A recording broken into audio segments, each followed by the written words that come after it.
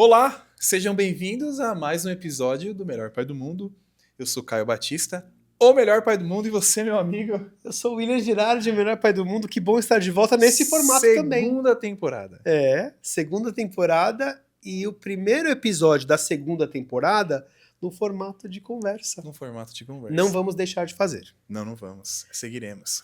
Não vamos deixar de fazer, inclusive neste formato. Ouvimos em algumas ocasiões, mas entrevistados não seriam legais? Seriam, e nós vamos continuar trazendo entrevistados aqui. Mas essa conversa é importante, né? É sobre conversas desse tipo que debruçam os pais que estão lá em casa, sozinhos, muitas vezes pensando a paternidade de uma forma que a gente está pensando aqui.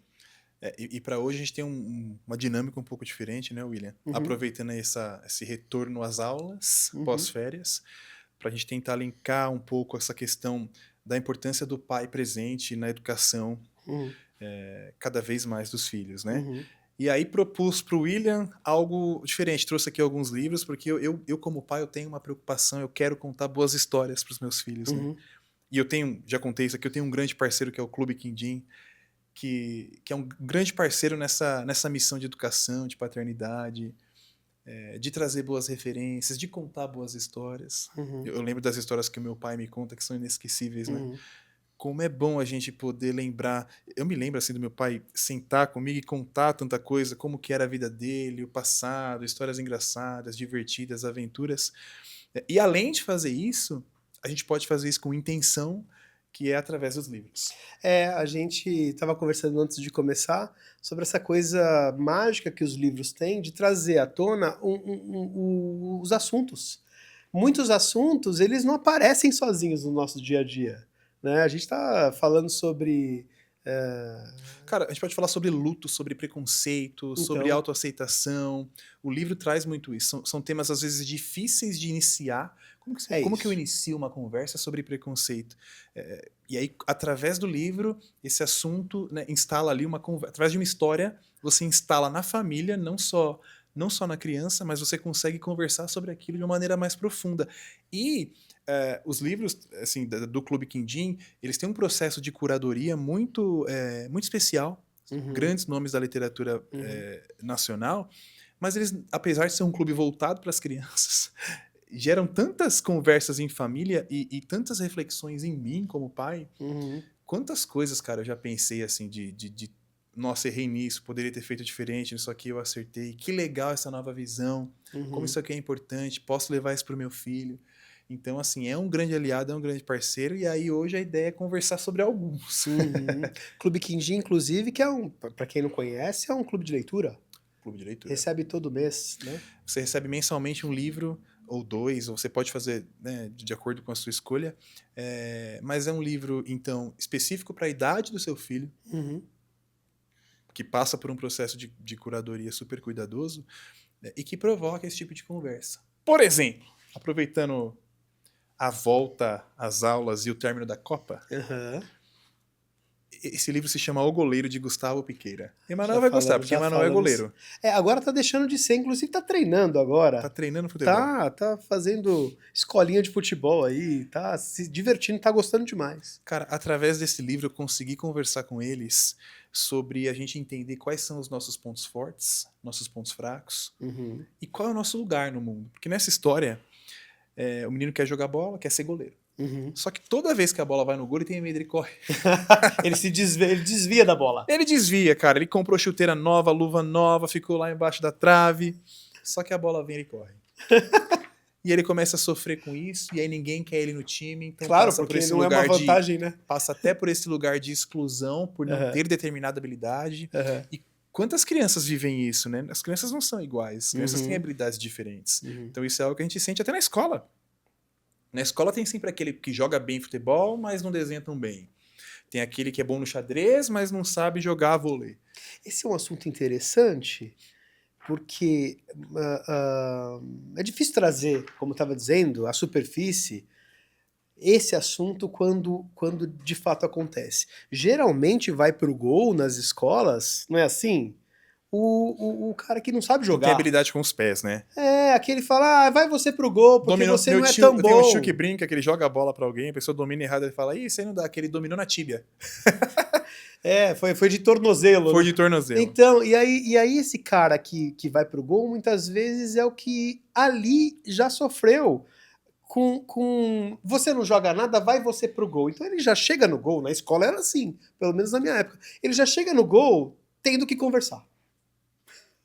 E assuntos desse tipo, como esse que o livro traz, permitem que essa conversa funcione, que ela flua. Não, e assim, né? E no desenrolar da história, então ele fica excluído, fica triste porque não tá jogando bem, foi pro banco, cabisbaixo, né?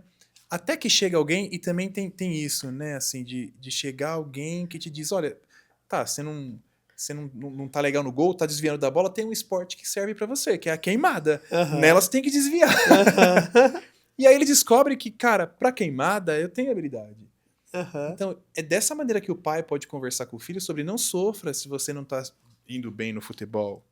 Vai fazer xadrez, vai fazer robótica, vai pra dança, vai pro vôlei. Você tem o seu lugar no mundo, você tem uma habilidade, todo mundo tem um talento diferente. Então é nesse tipo dessa maneira que as histórias contribuem pro pai ensinar e conversar sobre valores e trazer referência pro filho. Como pai, tive uma experiência dessa quando, enquanto viajava, ouvi o Emanuel tentando cantar Michael Jackson. E aí a cantoria não era das melhores. E aí ele perguntou, o que você achou, papai? Eu sou muito verdadeiro, às vezes sou verdadeiro. Às vezes não, sou verdadeiro boa parte do tempo, mas ali eu precisei ser sincero, além de verdadeiro. Falei, a cantoria não tá muito boa, filho. E ele ficou bem chateado. Caramba, pensando, né? Eu tava cantando mó bem Michael Jackson, cara. Coitadinho. E aí, chateado no banco de trás, nós começamos a conversar. E aí o assunto veio à superfície. Peraí, mas o Michael Jackson talvez não jogue bola como você. Porque talvez naquele momento o Emanuel tenha pensado, eu preciso ser bom em tudo. E não é assim. Você vê, neste caso, numa experiência no carro em que ele cantava. Mas olha como o livro é quase um atalho para uma conversa como essa, não é? E também já me peguei... a gente acha que pai sabe tudo, é bom em tudo, tem resposta para tudo. E nesse livro também me fez refletir entre acertos e erros, que a gente fica o tempo todo como pai, né, pensando, acertei aqui, errei ali. Mas muitas vezes eu falo pros meus também, olha, eu não sei tudo, eu não sou bom nisso não sei resolver esse problema, eu vou precisar de ajuda. Né? Então lá em casa, assim, o pai é bom, eu sou muito bom na cozinha, cozinho muito bem, modéstia à parte. Então eles sabem que eu sou muito bom na cozinha, mas tem coisas que, cara, eu não consigo fazer, não sei. Então, também poder admitir isso pra eles me traz uma segurança. Ó, não sou bom em tudo e você também não precisa ser.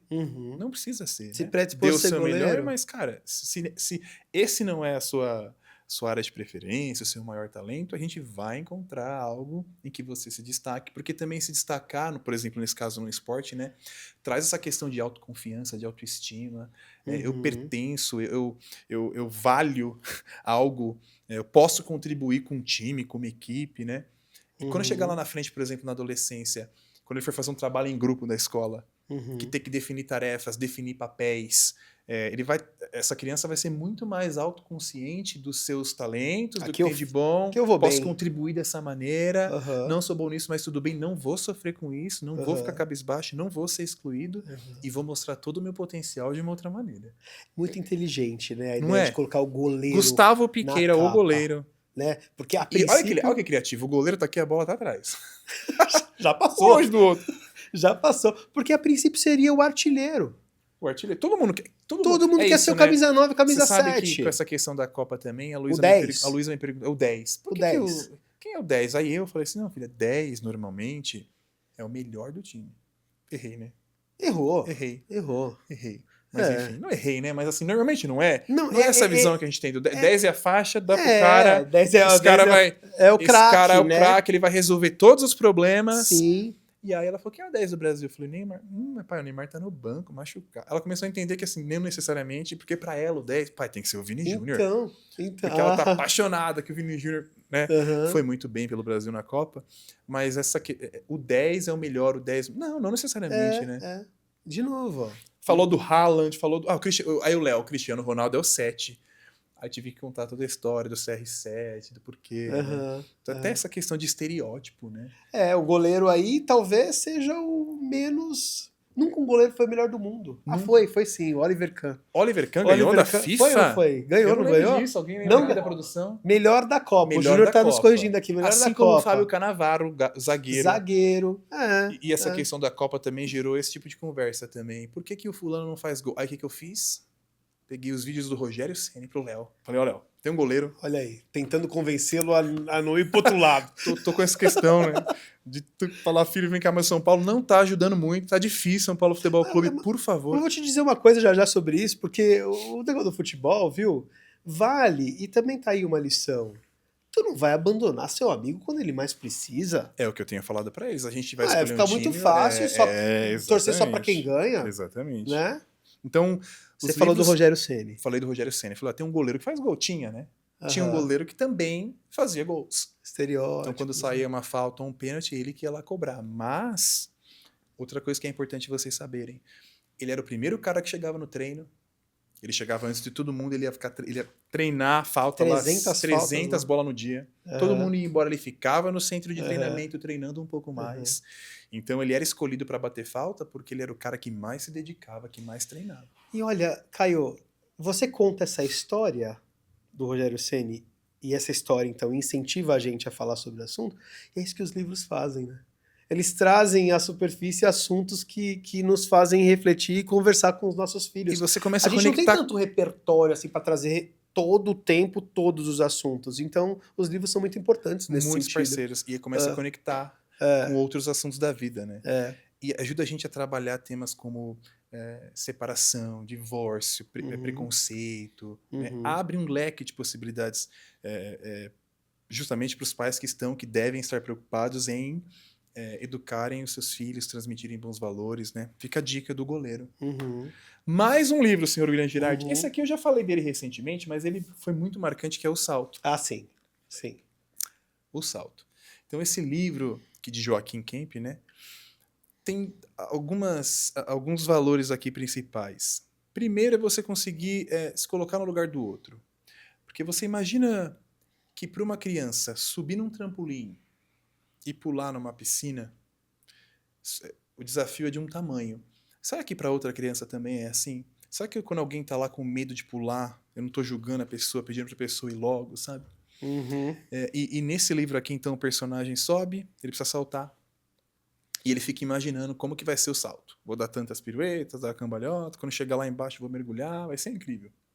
Só que ele não consegue saltar, ele fica hesitando muito. Consegue projetar, mas não consegue executar. E as pessoas que estão na fila estão assim, cara, vai logo.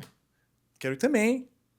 E ele não consegue. Até que vem alguém e empurra. Então, nessa que ele cai, ele não consegue dar as 5 piruetas, as cambalhotas que ele planejou, então o salto não sai da maneira como ele esperava. Putz, quantas lições, hein? Quantas lições, né?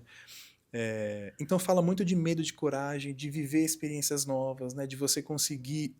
Até vou contar que consegui fazer a Luísa andar de bicicleta, a gente contei aqui na primeira temporada que estava tentando. E hoje entendi que ensinei tudo errado. Então, quanto é importante a gente lidar com isso, né? Mas fala de você... Às vezes você tá com medo, você tem que ir com medo mesmo. E alguém te incentivando, te empurrando aqui, vamos nessa. Esse livro... Corra o risco. E é recente. Como eu vi, esse livro chegou recentemente. E esse processo da Luísa aprender a andar de bicicleta também se concluiu recentemente. Eu me vi muito nisso, empurrando a bicicleta. E ela falando assim, pai, não me solta. Filho, eu tô aqui. Não me solta, tô aqui. Pai, não me solta. Daqui a pouco ela já tava lá na frente. O contrário acontece também, Caio. Meu filho vai dar uma cambalhota, eu tenho esse negócio com o pescoço. É a Bruna. A Bruna de movimento e expressão, professora. Sei, professora. Fica da... cambalhota. Isso. Aí, vai dar uma cambalhota, ou vai saltar, ou vai fazer alguma coisa. E eu sempre, nesse sentido, fui muito medroso. O contrário acontece também. Eles nos ensinam que nós não somos corajosos em alguns momentos e que a gente precisa confiar na coragem que ele tem. É como se fosse o contrário do livro aí. O menino tem super coragem de saltar, mas o pai tá receoso. Então, ao invés de empurrar, o pai pode segurar. Então, olha como é que esse tipo de coisa também gera, esse tipo de assunto gera discussão. E até empatia, que ponto de vista, né? Eu posso estar, cara, pula logo, né? Só que eu não sei quão grande o desafio para essa pessoa que está ali na beira do trampolim é. É isso. Quanto tempo, por exemplo, nós demoramos para superar uma separação? Tem gente que diz, ué, mas já foram 4 anos? Passou, né? Passou, não é possível que você ainda está assim, né? Acontece, né? Já ouvi coisas desse tipo, e aí a gente pensa, cara, cada qual tem seu tempo, até para saltar. Esse livro fala, inclusive, tem uma frase muito marcante que é super-herói também tem medo. Que é muito isso do pai, né? A gente também tem medo, a gente também tem insegurança. E o livro nos ajuda nesse caminho de transmitir valor, de ensinar boas coisas, né? De trazer boas referências. Será que nosso herói teria coragem suficiente para mergulhar? É uma das perguntas aqui, o salto de Joaquim Kemp. Muito bem. Sabe, Caio, que os livros, eles quase que obrigam, nesse sentido, para que a conversa flua, que o pai seja presente. Caso contrário, não tem como contar história. Você vai contar história, mas você não tem exemplos, você não tem vivências, e a conversa fica muito rasa, não é? Então, aquela coisa de lembra aquele dia que o livro trata disso. Quando a criança, lembra aquele dia que o livro trata disso. E aí sim você consegue conversar, porque só o assunto também não nos é suficiente. E como pais, então, precisamos ser presentes e aí sim incentivar a leitura para que assuntos surjam e a gente possa usar as nossas vivências para debater e para que ele lembre também, pai, aquele dia, lembra aquela história que falava que tinha que ter coragem?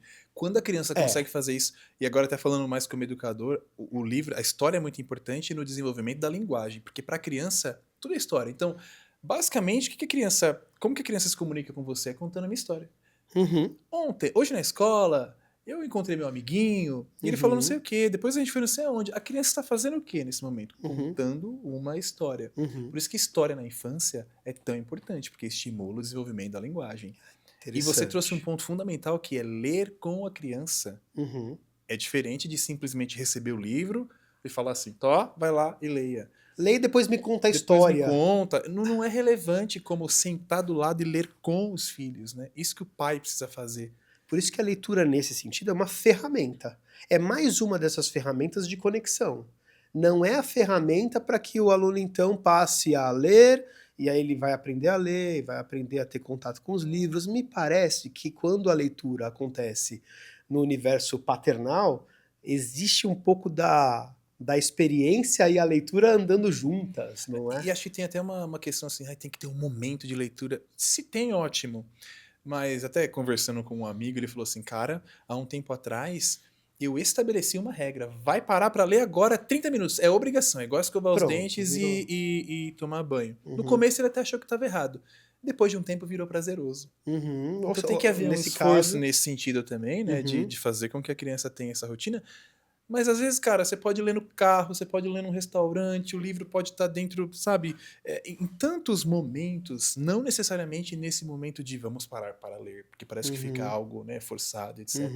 Então carreguem os livros com vocês, para onde vocês forem, assim. Deixem os livros disponíveis em casa, né? Em casa, pela sala, né, para deixar ela tudo arrumadinho. Um momento para que eles possam ali também organizar os livros e a gente ali, claro, incentivando e conversando com eles todo o tempo sobre esses livros, né? Agora tem algo que eu acho que é fundamental, falando de pai preocupado com isso, a gente entender, a gente também fazer um exame de autoconsciência, né? Tem um livro que eu te emprestei, você leu com o Emanuel, mas toda a oportunidade que eu tenho, eu falo dele. Meu pai é uma árvore. Porque esse livro me fez refletir também sobre a minha presença de pai, se ela estava inteira nos momentos de conexão, né? Porque ler com a criança cria conexão, cria vínculo, fortalece vínculo. Fortalece afeto, fortalece as relações de uma maneira geral. Mas nesse livro a personagem quer ficar fora de casa e o pai mandando ela entrar. Ela fala, pai, fica aqui por favor mais um pouco. Você vai ser a árvore hoje. Você vai ficar aqui fora de casa, vai ser uma árvore. E aí começa a chover, o pai quer entrar, ela fala, não, a árvore não tem medo de água. Você vai ficar aqui fora comigo, papai. E aí, enfim, sobe uma coruja no pai, ele realmente vira uma árvore, ó. Meu pai é uma árvore de John Egg, provavelmente. O mundo começa a nos entender como aquilo que a gente também se propõe a fazer, né? É isso. Não é? É sobre isso, assim, não se preocupar com mais nada e se doar por inteiro naquele momento. Né? Ela só queria ficar um pouco de tempo mais fora de casa, poder brincar um pouco mais. E engraçado que a personagem fala assim, nossa, papai, você é uma boa árvore. Você tá sendo uma boa árvore nessa história. Isso me remete àqueles momentos que as crianças estão, por exemplo, inventando uma brincadeira. Eu já falei da minha dificuldade aqui de entrar nesse universo imaginário, criativo, fantasioso, né? E do quanto a gente tem que se abrir para isso. Ó, tem uma teia de aranha debaixo do seu braço, nós somos árvores, cai um pipa na cara do pai. Ai, cara, esse negócio com criança é tão importante. Todos os dias. Quem me conhece sabe, lá no colégio eu me ajoelho ali para conversar com uma criança, sempre baixando para conversar com a criança, e eu falo, amanhã eu vou fazer meu cabelo exatamente como o seu. Acho que a criança olha e fala assim, cabelo? Cabelo? Porque eu não tenho cabelo, tá aqui escondidinha, minha careca. Mas eu olho para a criança e digo, amanhã meu cabelo será exatamente como o seu. Eles olham e falam, cabelo? Eu brinco com a ideia de que só os inteligentes enxergam, todas as crianças enxergam o meu cabelo. Nossa, como seu cabelo tá lindo hoje. Adorei a trança. E essa fantasia é tão legal. É muito importante pra criança, não né? é? A gente tem que se permitir viver isso também. Fica de noite, o pai quer entrar, a personagem fala, não, papai, árvore não tem medo de árvore, não. Depois eu fiquei pensando, nossa, quantas vezes, brincando com eles, interagindo, eles falaram algo nesse sentido e eu... Não, isso aí não tem nada, sabe? Algo assim nesse sentido. Sim, claro. Mas então, como pode você pensar que isso daí é não, um isso coração? Fiz um desenho aqui, é tal coisa, sabe? José Pacheco, aquele autor português ligado à educação, né? Você conhece bem. Sim. Tem uma passagem que ele diz assim, ele pergunta a uma criança o que é isso? E a criança estava desenhando. A criança diz, Deus, estou desenhando Deus. Mas ninguém sabe como Deus é. Pois bem, quando terminar de desenhar, todos vão saber. Incrível, cara, né? é pesadíssimo. Porque ela acredita na fantasia, ela entende que ela está de fato desenhando Deus. E esse universo é tão bonito. Eu costumo dizer, repito aqui, já falei em outros episódios, o adulto puro é muito chato. É muito chato, né, cara? O adulto puríssimo, racional, é muito chato. Se nós não tivermos a fantasia em nós... Esse encantamento da infância, né? A gente perde ao longo do tempo, a gente fica muito cético. O mundo vira preto e branco. E o pai, né? às vezes, normalmente é mais do que a mãe, né? O pai tem esse distanciamento histórico desse contato com a infância. Então, os homens normalmente são muito mais duros nesse sentido, né? De não se envolver na fantasia, não se envolver ali na criatividade. Mas isso é tão prazeroso para a criança e no final da história, depois que eles resolvem entrar, agora a gente tem que entrar. A personagem fala assim, não, tudo bem, pelo menos a gente já ficou mais tempo aqui fora. O meu problema já foi resolvido, você já ficou aqui comigo. Já estive contigo aqui, não Estive com você aqui fora, na chuva, no escuro. Olha quanta reflexão aqui também traz, Sim. né? Então me fez pensar muito na minha presença, assim, estava inteira. Uhum. Pai presente. Entregue, né? E aí, quanto à leitura, o pai presente e sensível. Porque tem um pouco disso, né? Parar, abrir um livro, parece que é do universo feminino essa história. E a gente quebra um pouco isso quando, como pais, senta e diz, ok, sentemos aqui, vamos ler um livro, abre, começa a conversar de forma sensível com a criança. Eu acho que esse é um papel que o pai não exerce e deveria passar a exercer, porque no futuro, quando nós contarmos o que aconteceu, muitas vezes as histórias que são contadas em livros e que a gente vivencia, essas contarão a própria história. E é muito mais forte você vivenciar a história, né? Do que simplesmente ler lá. Os livros nos ajudam a contar histórias, literalmente. No futuro, as histórias serão contadas porque nós tivemos livros, porque nós vivenciamos e porque nós trouxemos algumas ferramentas que proporcionaram presença e vivência. Porque a presença, se não existe, como diz o livro aí, e se o livro, de repente, também não está nos ajudando a trazer alguns assuntos importantes, a coisa não flui, e assim, não nessa história, assim, o pai, ele entrou na história, né? Ele fez parte. Fazer parte é fundamental, porque ele poderia ter ficado lá, que saco, sou uma árvore, ai não, nossa, que... Não, ele falou, tá bom, já que eu vou ficar aqui com você, Eu vou ser uma árvore. Como é que é uma árvore? Esticou os braços, aqui são os troncos, deixou a coruja pousar. Então, o pai também precisa se deixar levar pela fantasia, pela imaginação, pela criatividade, né? Quebrar essa dureza, essa firmeza do pai de não conseguir se envolver. Não sou pai de menina, mas fica imaginando que em algum momento da sua história a Luísa quis te maquiar. Quantas vezes ela fez isso? E aí? Milhares. Não vai me maquiar nada? Não, me maquia aí. Quem eu sou, então? Nossa, a Luísa já fez isso muitas vezes. Pode maquiar o papai. Pode maquiar do jeito que você quiser. Fica lindo, filha, tá maravilhoso. Então... A gente tem feito algo também que tem sido bastante proveitoso e tem gerado boas conexões também. Normalmente a gente lê uma história curta antes de dormir, mas nas últimas semanas a gente pegou um livro maior, clássicos. A gente estamos lendo A Fantástica Fábrica de Chocolate. Então é um livro mais longo, né? Você lê então como se fosse por noite, eu leio com eles. E aí gera essa expectativa do que será que vai acontecer amanhã. É uma novela. E aí a gente brinca com o que aconteceu antes, é uma série. E a gente parou para assistir o filme e eles conseguiram relacionar a história lida no livro com o que eles estavam vendo ali no filme. Também foi algo genial. Olha, vocês que estão assistindo aí, nesse sentido, o Caio tem uma super vantagem, porque também o pedagogo, o professor, ele tem isso algumas coisas intencionais. Então... Apesar de que assim... Me estimula, me incentiva. Acho que é uma dica legal de dar, assim, para os pais que acompanham, né? Porque normalmente a gente lê histórias mais curtas e a criança, principalmente a Luísa, né? Agora foi alfabetizada, o Léo tá começando essa etapa, mas a leitura do mundo precede a leitura da palavra. Então, inclusive tem um vídeo meu incrível no meu perfil no Instagram, que é o Léo contando uma história. Então ele pega um livrinho e, cara, ele começa a folhear e inventar uma história, porque ele ainda não lê. Eu vi esse corte depois. E aí você percebe assim, o dedinho dele correndo as palavras como se ele estivesse lendo, né? Então olha que consciência ele está criando ali. Eu preciso primeiro fazer este movimento da esquerda para a direita e fingir que aqui tem palavras. E aí, no final de cada página, ele cria um clímax. E então... Aí ele vira. Ou seja, o final tá na outra página, porque, olha, se não é a experiência que você traz pra ele. Porque geralmente nos livros infantis a coisa acontece numa outra página com uma outra ilustração. E eles se encontraram, e aí vai chegando. A partir daí, e vai usando umas palavras que eu falo, de onde você tirou essa palavra? Da experiência. Tava cantando lindamente, o veículo, e por fim, e aí tem até essa questão dele pensar numa questão de coesão, né? Qual que é o começo, qual que é o meio, qual que é o fim dessa história. Olha que construção então, já. Olha quanto que a história contribui para o desenvolvimento da criança, né? Desenvolvimento cognitivo, estou falando aqui agora. Até para contar a história depois. Emocional, livro ajuda com desenvolvimento emocional, muito, porque a gente está falando aqui de lições, de moral, né? De lidar com sentimento, mas ajuda com o desenvolvimento cognitivo. Isso vai ajudar o Léo na alfabetização. Sem dúvida. Muito, E a leitura se dá assim, porque você faz assim e não faz assim. Então veja como ele está discurso, né? Precisa fazer sentido. Eu começo com Era Uma Vez, depois tem um momento, depois no final alguma coisa acontece. A jornada do herói lá, a jornada, clímax. Exatamente. Não é? Exatamente isso.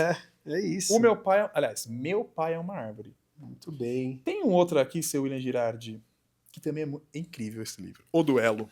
Eu juro que quando eu recebi, eu falei, o Duelo. Todos você recebeu do clube do clube de leitura Quindim. Todos esses são do Clube Quindim. O Duelo, Inês Viegas Oliveira. Então eu lembro que quando nós recebemos e vimos O Duelo, a Luísa falou, eita, vai ter briga. Ou seja, já tem vocabulário. E realmente o começo do livro são dois personagens meio que naquela posição de faroeste. Vai ter um faroeste. Sei. Inclusive até com uma coisa na mão aqui que remete a uma arma. Então eles estão de costas, andando na direção contrária. Ela nunca viu um filme de faroeste, então acho que ela não tem essa noção do que acontece no filme de faroeste, né?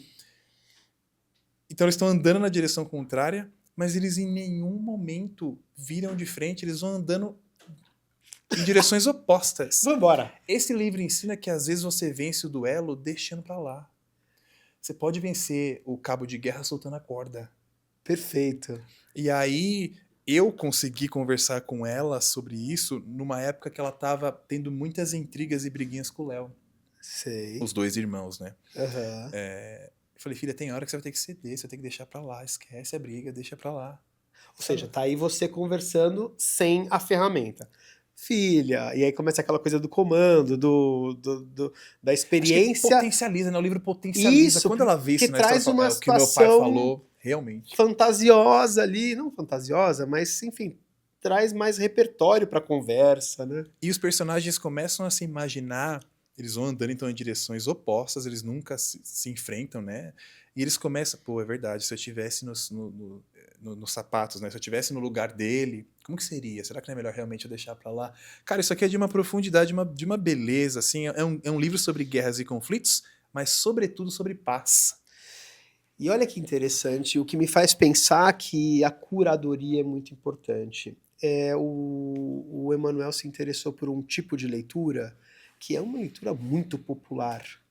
Uma dessas leituras que, se você for à livraria agora, tem um nicho lá só com esses livrinhos aí. É um livrinho de aventura, né? Que depois foi descobrir que foi elaborado por um casal jovem, youtuber, né? E ele se interessou. As histórias são muito do cotidiano, né? É o cachorrinho que chegou em casa, que faz bagunça, e a mamãe, e o papai, como é que... Eu peguei o livro, claro, folheei, cheguei a comprar a coleção para ele muito mais empolgado com a ideia de que ele estava lendo, mas em nenhum momento eu me relacionei com a leitura e depois então eu fui buscar um pouco mais, fui me aprofundar um pouco mais, não só nas histórias, mas também em quem tinha criado aquela coleção, né? E eu não gostei muito. Eram conversas ali, pelo menos no canal do YouTube, conversas muito rasas e que depois percebi acabavam aparecendo na história. As crianças, especialmente as que estão começando a ler, elas são esponjinhas. Pode parecer, portanto, que leitura é aquilo ali, né? Quando, na verdade, histórias mais profundas, que geram debates e discussões, exigem também de quem oferece a leitura à criança um certo cuidado, a tal da curadoria, né? O que vai chegar ali? Não só no que eu estou lendo para a criança, mas também naquilo que a criança está lendo por conta. O E pai tem isso que é fazer uma muito curadoria, né? importante. Óbvio que o Clube Quindim faz essa curadoria, grandes nomes nacionais que fazem isso, mas quando chega o livro, chega junto um mapa para conversas, que é essa curadoria que você está falando do pai fazer. É importante. Quando a gente lê isso antes, tem lá, ó, esse é um livro sobre isto, converse com seu filho sobre isso, essas são as oportunidades, então a gente meio que se prepara para a leitura. E aí, quando a gente também se depara com a tentativa, de nossa parte, de fazer a curadoria, a gente também percebe que fazer curadoria não é fácil.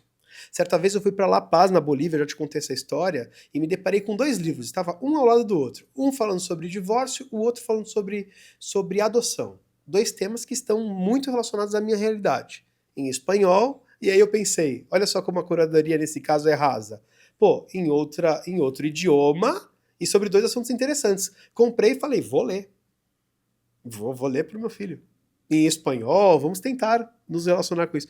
Cara, minha sorte foi que eu fui conversar com coordenadores pedagógicos sobre o assunto. E ambos prontamente disseram, não é hora de ler sobre isso, ele não está pronto, talvez ele seja maduro para esse tipo de conversa, nem sobre... Ali eu me assustei. A curadoria é muito importante. Esse livro nunca foi lido por mim, por Manuel. Está em casa até hoje. Vai chegar a hora, né? E em algum momento vai chegar a hora. Curadoria também é isso, é saber o momento certo de tratar sobre aquele tema, né? Por isso, nesse sentido, o Clube de Leitura Quindim é importante, porque eles, especialistas, fazem esse tipo de curadoria e quando chega, já chega bem bonitinho para você, né? Chega. Inclusive com a orientação sobre como a leitura pode acontecer. Sim. É um assunto que tem a ver com aquela idade que funciona nesse momento, né? E os filhos também têm que ver, eles precisam enxergar os pais lendo, né? Porque a gente já falou muito sobre isso. A criança não aprende apenas com ordens, né? Precisa ter o exemplo. Então os meus me vêm lendo, me perguntam sobre o que eu tô lendo, sobre o que é, quantas páginas tem, você tá lendo mais uma vez. Agora eu tô com o Kindle que eu ganhei lá da minha equipe, obrigado, gente. Que também tem ajudado muito, assim, porque a gente facilita, né? São muitos livros no mesmo lugar. Então a gente tem que criar esse hábito da leitura compartilhada. Ler com as crianças potencializa tudo. Você sabe que essa leitura compartilhada que você sugere, eu não tenho. Eu não tenho. Os momentos raros, hoje em dia, em que eu me debruço sobre livros, eu estou sozinho, muitas vezes para preencher a lacuna da ausência, inclusive, do Emanuel. Então, eu ainda preciso olhar para isso com carinho. E essa dica do Caio é realmente muito importante. A leitura não pode tapar buracos, né? A leitura precisa fazer parte. Fazer não parte. É? Eu em casa, e olha que durante uma época de ouro da minha vida, eu fui um obcecado por leitura. Tenho 400 livros catalogados numa biblioteca bem montadinha em casa. Lindíssima biblioteca. William e os seus métodos. Métodos, né? E aí o Emanuel vê todos os dias, vê os livros, mas precisa me ver lendo mais. Embora eu seja um defensor hoje em dia, Caio, que as leituras que nós fazemos não sejam leituras orientadas. A gente lê o dia inteiro hoje em dia, feliz ou infelizmente. Ainda que seja nas telas. Notícias, mas coisas curtas, a gente não se aprofunda. É né? isso. Quando você lê um romance, por exemplo, você se coloca no lugar da pessoa, você está trabalhando o que ali? Empatia. É isso. Você está entendendo do personagem, e aí você começa a viver isso na vida real. E esse processo ele é muito inconsciente, assim. Você não consegue. De repente você se percebe fazendo isso e fala, cara, isso é uma consequência da leitura. Sim. Isso é uma consequência da leitura. A forma de se comunicar, o vocabulário, tudo isso tem a ver, claro, com esse universo, né? Mais livros, Caio? Tem mais um aqui aí que mexeu muito comigo. Talvez as crianças não entenderam ainda a profundidade dessa história que se chama Antes que eu me esqueça. Victor Santos e Ana Forlati. Esse daí, sobre esse você não falou. Eu acho que eu não me lembro de Eu não falei sobre ele ainda. Eu não tenho nenhum... não conheço ninguém que vive nessa situação. Não tenho nenhum caso familiar, mas eu imagino... Como deve ser você ter um familiar que sofra com demência, com Alzheimer, com esse tipo de doença em que você não se lembra... Que assunto delicado, hein? Você não consegue se lembrar quem é quem na sua família. Você já parou para pensar sobre Nunca isso? tive alguém na família, mas pessoas próximas e... Enfim, sei de casos muito próximos. São casos muito delicados, né? Que demandam muitos cuidados, assim. Então, essa história, basicamente, a criança... Todo sábado a família vai no mesmo lugar. Uhum. Que é visitar a avó, uma casa de repouso, por exemplo. E a criança pergunta, nossa, pai, toda vez você vai lá falar com quem? Vou falar com uma senhora. Essa senhora é a mãe dele, né? Enfim, ele escreve algumas cartas, enfim, a senhora fala, eu lembro do dia que você andou pela primeira vez, eu lembro do dia que caiu o seu primeiro dente, lembro do dia que você conheceu sua esposa, lembro do dia que você... teve filho, que eu fui vovó, né? Lembro do dia que você falou que eu era uma péssima mãe, mesmo né, na adolescência e tal. E aí, cara, é tão forte que tem uma hora que ele pergunta, né? Por que você continua a vir aqui se ela não se lembra mais quem você é? E aí ele responde, porque eu me lembro de quem ela é. Nossa, é poderoso demais. Então tem mais a ver conosco, né? Então... Imagina você conviver com uma pessoa que sofre tem a ver com escuta. E pensar por esse outro lado, né? Tá bom, a pessoa não lembra quem eu sou, mas eu jamais vou esquecer quem ela é pra mim. Então, que poderoso. Não vou deixar pra lá, né? Não vou... muito forte. Nesse universo, a gente reflete também sobre como é envelhecer, né? Como é envelhecer. Talvez o verbo não seja esse, mas a minha avó, por exemplo, ela vai completar 100 anos. Dia 29 de setembro agora, de 2026. Ela nasceu em setembro de 1916. Sempre fiz contas, né? Quantos anos ela tinha quando o Pelé ganhou... 1916 ela nasceu? Não, 26. 26, que susto, William. 1926. Ela vai completar 100 anos agora. E toda vez que eu falo isso pra alguém, a pessoa me pergunta, mas ela é lúcida? Ela é? Ela é muito. Se você jogar escopa com ela, escopa de 15, ela faz as contas e ganha de você. Se ela um dia se esquecer de quem você é, você nunca vai esquecer de quem ela é. Nunca vou me esquecer de quem ela é. E essa história também é sobre construir um legado. Porque assim, eu não sei se eu vou sofrer com isso, né? Mas se eu viver uma história de paternidade onde eu construa um legado, meu filho não vai esquecer das coisas que nós vivemos juntos, das memórias que construímos. Pode ser que eu não lembre, mas ele vai se lembrar de quem eu fui. E nesse caso, quase que tudo bem você esquecer. Não é isso, mas quase que tudo bem, porque você deixou... Não quero esquecer, mas quase que tudo bem, porque meu legado tá ali, né? É sobre legado, é um livro sobre legado. E, cara, como traduzir um assunto tão complexo para um universo infantil? É mágico. É mágico. Coisa que nós não conseguiríamos fazer como adultos puros. E a gente não tem nem repertório, às vezes, para fazer esse movimento. Por isso o livro muito importante. Por isso que é bom ter um parceiro, né? A gente não consegue dar conta de tudo. É isso. A gente não consegue lidar com todos os temas difíceis. E a gente, em alguns momentos, vai se deparar com esses temas, né? Com essas novas experiências na vida dos nossos filhos, porque eles vão crescendo, as experiências vão mudando, eles vão vivendo novas coisas, sentindo novas emoções. Muitas vezes a gente não sabe onde buscar apoio. E o livro chega e, trabalha dessa maneira, lê essa história com seu filho, vocês vão conseguir refletir juntos e conversarem sobre isso. Chega a ser injusto com telas, não? Chega a ser injusto com telas. Essa conversa aqui me faz refletir demais sobre poder de livro, poder de tela. Mas, se por um lado aqui você não precisa estar presente, porque também é poderosamente degradante você imaginar que você larga a tela na frente de uma criança, ela fica sozinha e você não precisa estar presente. Por outro lado, para um livro dar certo, você precisa estar presente. Porque só entregar o livro não que é a mesma coisa, mas a experiência é semelhante, tá? Acho que a experiência é limitada, né? A gente pode chamar assim, a experiência é limitada. Não é tão profunda quanto se ela for coletiva e intencional. Ler com a criança aqui, muito mais necessário do que estar ao lado do filho enquanto ele está na tela, né? E chega a ser injusto, como eu estava dizendo, o livro muito mais poderoso, sim, né? Como ferramenta e como companheiro do pai para que a experiência aconteça. Agora, acho que a gente precisa fortalecer aqui. Terminaram os livros? Tem mais alguns, mas pode continuar. Eu já falei do Nosso Lago, né? Que também é um livro de legado. Tem um corte, Nosso Lago tem um corte aí. Mas eu acho que a gente precisa trazer, posto que estamos em O Melhor Pai do Mundo, a ideia de que pais precisam estar presentes nesse momento aqui. Porque não precisa ir tão longe para saber que as mães são mais interessadas em parentalidade que os pais. Aqui, neste podcast, nós temos 60%, 70% de todo o conteúdo consumido por mulheres. Né? No caso das leituras, talvez a gente não tenha esses números, talvez Clube de Leitura Quindim tenha, né?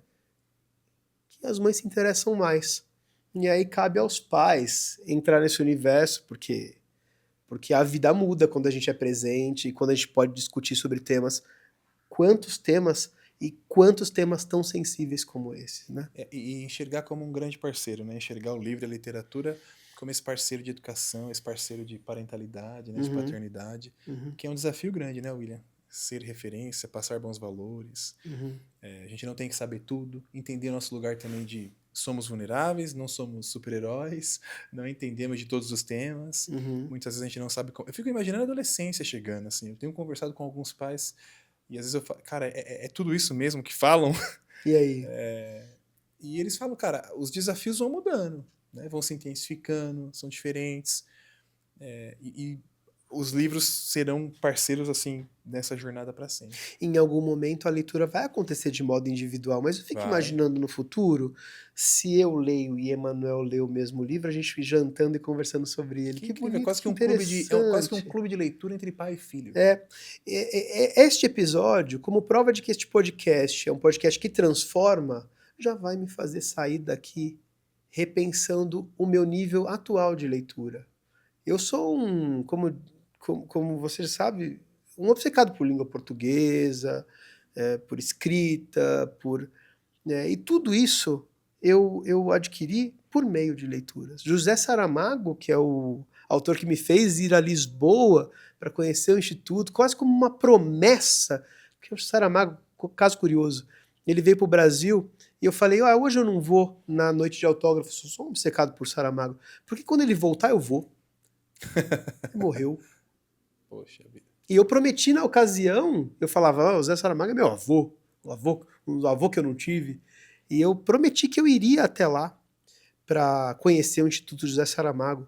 Sou tão grato, porque escrever, ler e comunicar tem muito a ver com a leitura, tem muito a ver com Saramago, tem muito a ver com todos os livros que eu vejo em casa. Então, mais uma conversa que vai estimular, que vai me incentivar a de repente voltar a ler com tanto fervor. E se comunicar tem tudo a ver com ser pai, né? A gente se comunica o tempo todo com os nossos filhos. Então os livros são grandes aliados. Obrigado, William Girardi, por esse papo sobre literatura, sobre valores, sobre referências, sobre educação, né, de uma maneira geral. Agradeço a vocês que nos acompanharam aqui mais uma vez no Melhor Pai do Mundo. Siga-nos nas redes sociais, @Melhor Pai do Mundo Podcast. Se quiserem entrar em contato com a gente também, contato@omelhorpaidomundo.com. Entrem no nosso site, omelhorpaidomundo.com. Esqueci de alguma? Não, tá tudo aí. E, Caio, eu quero te fazer um agradecimento. Esse tema me tocou. Que bom. Você que vem falando sobre leituras, trazendo esses livros, cara, que legal. Vou começar a receber esses livrinhos também. Legal.